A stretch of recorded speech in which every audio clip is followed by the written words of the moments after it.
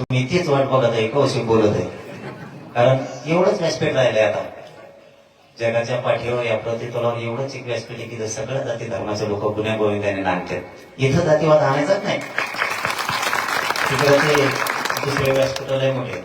आता त्यांनी बसले बसले सांगितलं मला कुणबी प्रमाणपत्र निघले म्हणून. अर्ध गाव निघालं का? अर्ध कोण म्हणलं मग शेंगा आणि जाऊ नका बरं जाऊ. हो ना मग आज जेव्हा मागं पुढं होतो कस काय अर्धे राहिले पुरे गेले पाहिजेत. ते जातीवाद नाही.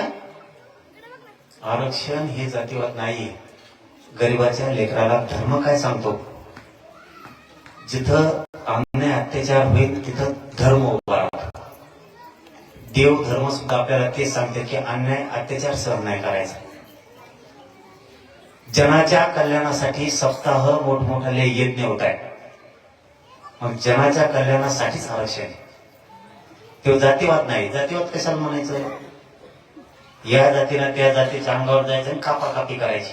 रक्तपात झाल्यावर जातीवाद म्हणायचं. कुणाच्या गरीबाच्या मराठीच्या लेकराला जर आरक्षण लागतंय त्याचं भविष्य त्याच्यातून घडणार आहे.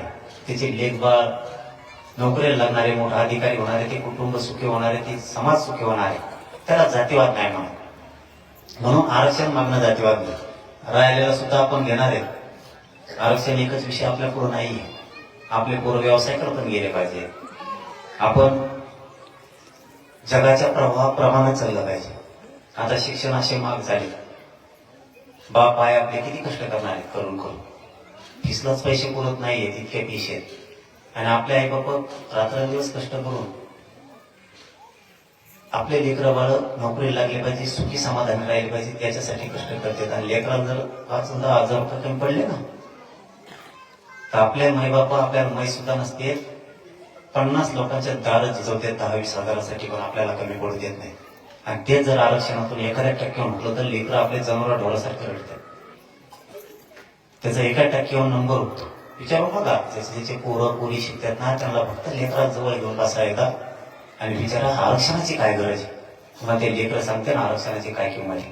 तुमची जमीन जी आहे ना जेवढी प्रॉपर्टी तितक्याच ताकदीचा ते कागद आहे आरक्षणाचा. तुमचं कुटुंबच आनंदी सुखी करणार आहे.